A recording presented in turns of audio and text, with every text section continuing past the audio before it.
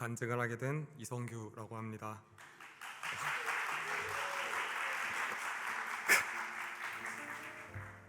감사합니다. 네, 간증하겠습니다.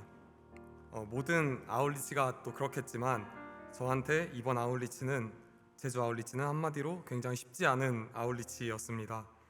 일단 도착한 첫날부터 저희 변수가 터지면서 시작을 했고 마지막 날까지 변수가 터지면서 끝났습니다.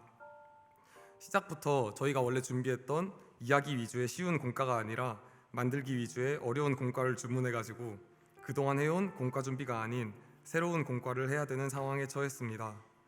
또 메인 프로그램이라고 할 수 있는 물놀이가 원래 계획한 장소를 이용하지 못한다는 소식도 접했습니다. 또 급한 장례식으로 윤 목사님이 오시지 못하면서 준비한 세족식도 크게 수정해야 하는 상황에 처했습니다. 또 빡빡한 일정 가운데 컨디션이 살짝 다운되기도 했습니다. 몇몇 청년들은 누가 봐도 심각할 정도로 건강이 악화되기도 했습니다. 돌이켜보면 체력적으로나 심적으로나 부담감이 심했던 아울리치였던 것 같습니다. 여러 우여곡절이 있었지만 성경학교는 일단 잘 마무리되었습니다. 청년들은 진심과 사랑으로 아이들을 대해주었고 프로그램에서는 아이들의 웃음이 끊이지 않았고 별 사건 사고 없이 일정을 잘 마무리했습니다. 이것만 보면 성공적인 아울리치로 보였습니다. 그러나 제게 이번 아울리치는 아쉬움이 가득한 아울리치였습니다. 일정을 마치고 청년들끼리 보내던 7, 8일 제 마음 한구석에는 계속해서 미안함과 실패감이 떠나지 않았습니다. 처음에는 무엇 때문인지 잘 몰랐으나 정리해보니 크게 두 가지 이유가 있었습니다. 첫 번째로는 팀장으로서의 저의 부족함 때문이었습니다. 성경학교가 진행되면서 각 팀별로 소통이 잘 되지 않는 부분이 있었습니다. 공과팀과 프로그램팀이 생각하는 진행 방향이 달라서 혼선이 있던 경우가 많았습니다. 그런 과정 속에서 서로 무언가 답답함이 쌓여가는 모습이 보였습니다.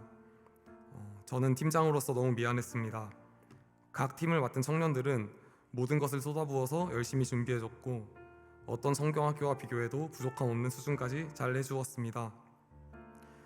하지만 저는 이 팀들의 의견을 전달하고 조율해야 하는 팀장임에도 불구하고 예배팀 업무에 묻혀서 이 역할을 수행하지 못했던 것 같습니다.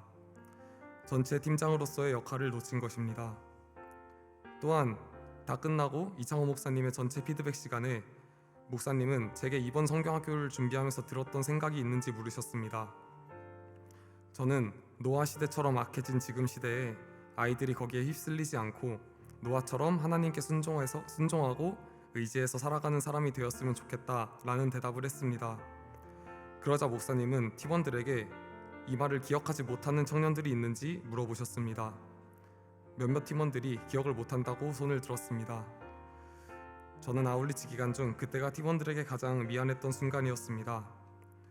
리더는 방향을 제시해주고 공동체가 그 방향에서 벗어나지 않게 계속해서 유지해주는 사람이라고 합니다. 저는 초반 3주 정도는 저희가 나아갈 방향을 이야기했었지만 팀별 모임으로 흩어진 후에는 저의 할 일이 바쁘다는 핑계로 그 방향을 말해주지 못했습니다. 리더로서의 핵심 역할을 놓쳤기 때문에 저는 제주팀에게 미안함을 느낄 수밖에 없었습니다. 두 번째 이유는 가장 먼저 하나님의 뜻을 구했는가에 대한 의문이었습니다. 저는 이번 성경학교를 어떻게 진행해 나갈지를 놓고 열심히 기도하며 준비했습니다. 그러나 하나님의 뜻이 무엇인지는 물어보지 않았던 것 같습니다. 그저 제 생각대로 수많은 자료 중 히지쇼의 노아를 선택했고 그것을 어떤 식으로 진행해 나갈지 방법만을 여쭤보았습니다. 이창호 목사님은 올바르게 일을 진행하려면 먼저 하나님의 뜻을 구하고 그 안에 목적을 발견하고 세부 목표들을 세우고 그것을 이루기 위한 방법들을 생각한 뒤에 마지막에 그것을 이룰 예산, 시간, 장소 등을 정해야 한다고 하셨습니다. 하지만 저는 제 목표를 세우고 제가 생각하는 현재 상황과 대략적인 예산을 먼저 생각한 뒤에 그것에 맞춰서 계획을 세웠습니다. 하나님의 뜻에 따라 도구를 선택한 것이 아니라 도구에 맞춰서 하나님의 뜻을 더하고 뺐습니다. 완전히 반대가 된 것입니다. 하나님께 죄송한 마음과 함께 성경학교를 실패로 끌고 갔다는 죄책감이 들었습니다. 이런 이유들로 7, 8일에 청년끼리의 시간을 보낼 때 마음 편히 즐기지 못했던 것 같습니다. 하나님 앞에서 또 팀원들 앞에서 잘하는 것이 하나도 없는데 즐겨도 괜찮은 것인지 스스로 계속 물어봤던 것 같습니다. 또 이런 마음이 있다 보니 몇몇 팀원들을 대할 때 필요 이상으로 감정적으로 대응하기도 하는 등 마지막까지 아쉬움이 남았습니다. 전체적으로 하나님 보시기에 선한 만족한 아울리치였는지 실패한 아울리치는 아니었는지에 대한 두려움이 남았습니다. 하지만 일정이 다 끝난 지금 생각해보면 꼭 그렇지만은 않을 수도 있다는 생각이 들었습니다. 모든 과정 중에 이런 여러 가지 변수들과 부족함을 거치면서 결국은 하나님과 조금 더 가까워지게 된 것 같습니다. 우리 계획에 없던 변수가 생기고 그것을 해결해 나가는 과정에서 사람의 계획이 얼마나 불완전한지 또 하나님이 그것을 어떻게 해결해 나가시는지를 보았습니다. 이야기 위주의 쉬운 공과가 없어서 만들기 위주의 어려운 공과를 진행했지만 그로 인해 아이들이 더 잘 참여할 수 있는 공과 시간이 되는 것을 보았습니다. 갑작스러운 해일로 인해 원래 가려던 해수 풀장을 못 갔지만 그로 인해 아이들도 알고 있던 더 좋은 시설로 가게 되어서 더 만족스럽게 놀던 아이들을 보았습니다. 윤 목사님의 부재로 세족식을 급하게 수정해서 원래 계획과 좀 다르게 진행되었지만 아이들이 거기서 청년들의 따뜻함을 느끼고 참여한 청년들이 눈물을 흘리며 진심으로 기도하는 현장에 참여할 수 있었습니다. 팀 간 소통의 부재로 청년들 사이에 쌓였던 답답함은 서로 감정을 앞세워 정죄하지 않고 자신의 입장을 잘 부드럽게 전한 덕분에 답답함을 해소하고 서로를 더 이해할 수 있는 계기가 되었습니다. 아마 저는 모든 아울리치 팀장 중에 가장 부족한 팀장이었을 것입니다. 하지만 하나님은 이런 저의 부족함을 뛰어난 팀원들을 통해 채워주시고 또 결국 그 부족함으로 인해 제주팀이 하나님을 더 의지하게 하셨습니다. 또 실패한 성경학교는 아닌지에 대한 두려움도 그 주체인 아이들을 통해서 꼭 그렇지만은 않다고 이야기하시는 듯 했습니다. 고등학교 미만의 어린이들은 뭔가 배운 내용을 기억하는 것이 아닌 보고 듣고 느낀 것을 기억한다고 합니다. 아이들은 청년들의 따뜻함과 진심과 사랑을 보고 느꼈습니다. 성경학교와 선생님들이 너무 좋았다고 말하는 아이들도 있고 또 선생님들에게 계속 전화하는 아이도 있다고 합니다. 힘든 어린이 사역 속에서 단순히 사람의 사랑만으로는 이것이 얼마나 가능할까 싶습니다. 하나님은 제주 팀원들을 통해 하나님의 사랑을 흘려보내신 것 같습니다. 부족한 점이 많았지만 감사하게도 하나님의 사랑을 느끼게 하고 싶다는 저희의 바람은 어느 정도 성취하게 하신 것 같습니다. 또 이번 아울리치는 제 생각을 많이 깨고 깊은 울림을 주는 계기가 되었습니다. 먼저 그동안 하나님의 여러 속성 중 사랑은 저에게 크게 중요하게 다가오는 가치가 아니었습니다. 제가 중요하다고 느끼는 가치는 정의, 책임, 희생이었습니다. 그렇기 때문에 하나님은 제게 모두를 사랑하시는 분이라는 느낌보다는 옳고 그름을 판별하시고 선을 기뻐하고 악에 합당한 처벌을 하시는 면이 강조되는 분이었고 신앙생활은 제게 즐거움보다는 부담과 책임과 희생을 요구하는 생활이었습니다.